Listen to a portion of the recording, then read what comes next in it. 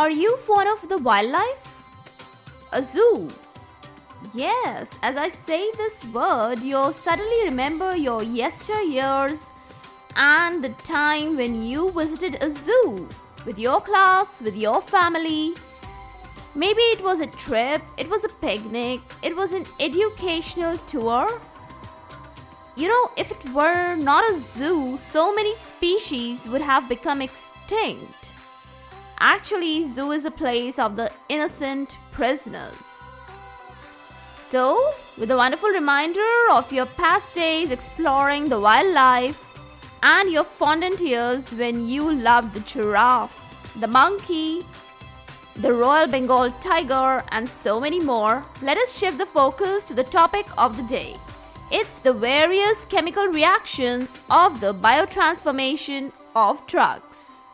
Welcome all to Is Pharmacology Difficult podcast. I'm your host Dr. Radhika Vijay, MBBS MD Pharmacology, and this is the audio hub to get the best simplified basic tips, strategies, methods, and lots of ideas to learn better, understand better, and make your concepts crystal clear.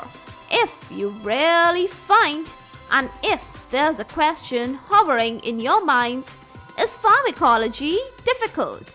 Lend me your ears for a while and let in the magic of knowledge. Well, a drug primarily goes through two phases of the reaction. Let us talk about the details one by one of the two phases. The first comes the phase 1. Now this is known by a variety of names like the non-synthetic phase, the functionalization phase, and the degradative phase. So they can be phases, or it can be also known as the non-synthetic reactions, functionalization reactions, or the degradative reactions. Now why do we have so many names for this? Well, I will give you a solid reason for each of the naming method. So let's know all about it. Phase 1, it is called because it is the primary pathway. The drug is chopped off, it is reduced to small, polar, maybe non-polar, chunks or metabolites. That's what you call scientifically. But the importance lies in how this is all done. It is done by adding a new functional reactive group. It can be a hydroxyl group, that is OH, carboxyl group, COOH or CHO, or ammonium group NH2, or sulfhydryl group. It can be SH also. So it all depends. The new metabolite can be active or inactive. It really depends. You can never predict it. Since no synthesis is occurring, so rather breaking of the main compound occurs, so it's right and very, very apt to call them non-synthetic and degradative reactions. Now mainly they are microsomal in nature and they are oxidation reduction reactions. Yes, they are redox reactions, and many a times hydrolysis reactions are also there. But please remember, few of the reactions may be non-microsomal too. Well, we'll do that all in detail part a little later. Now let's jump right into the phase 2 reactions. And yes, they also have multiple names like synthetic reactions, conjugation reactions, and let's get to know the basis of these multiple names.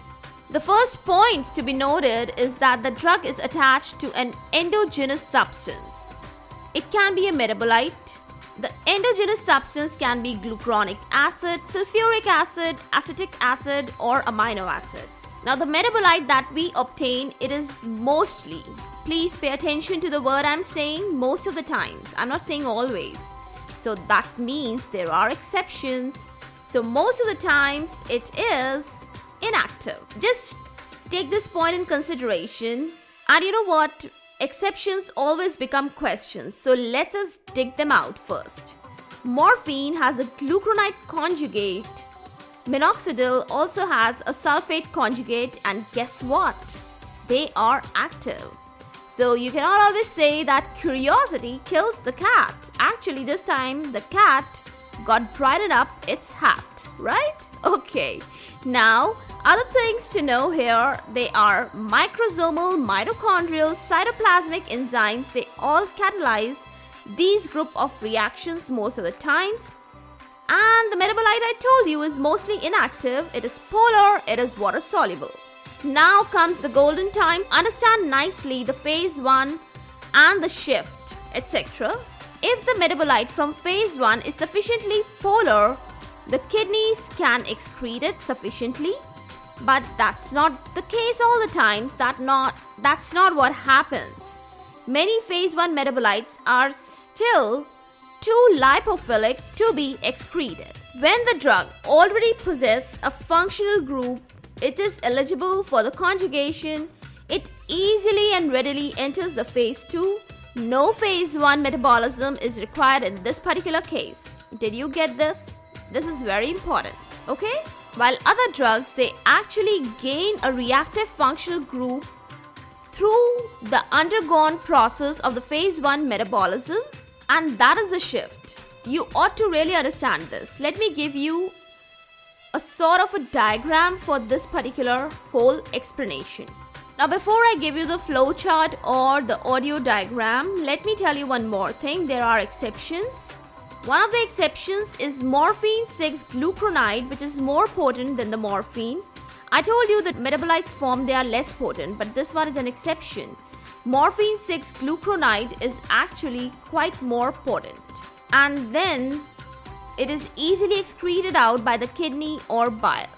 Now, one more typical example I want to give you here, that is of the fast and the slow acetylators. The fast acetylators, they show a quick diminished response to the normal dosage of the drug because of the high rapid metabolism, and that is exactly opposite for the slow acetylators. So there are always exceptions.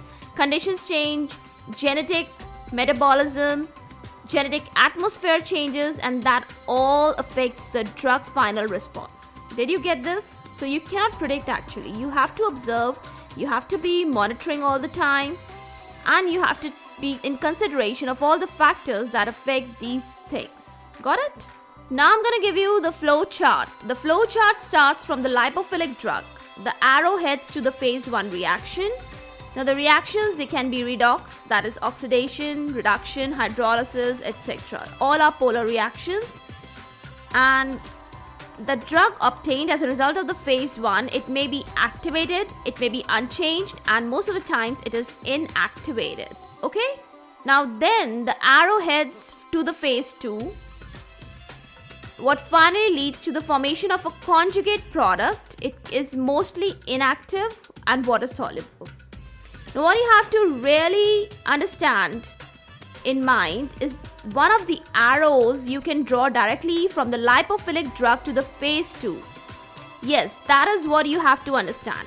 That is the exact crux of all this metabolism story that I'm telling you. That is a shift actually. That few of the drugs, they don't need to actually go through the phase 1 reaction. They directly enter the phase 2. The reason I've already given to you. 'Tis the golden moment to say bye to another week, another big chapter of our lockdown diaries. I hope you all be blessed with a bunch of wishful weekend. For all the updates and latest episodes of my podcast, please visit www.ispharmacologydifficult.com, where you can also sign up for a free monthly e-newsletter of mine. It actually contains a lot of updates about the medical sciences, drug information updates, and my podcast updates also. You can follow me on different social media handles like Twitter, Insta, Facebook, and LinkedIn. They all are with the same name, is Pharmacology Difficult.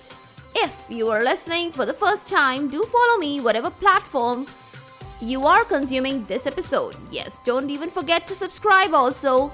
Stay tuned. Do rate and review on iTunes, Apple Podcast.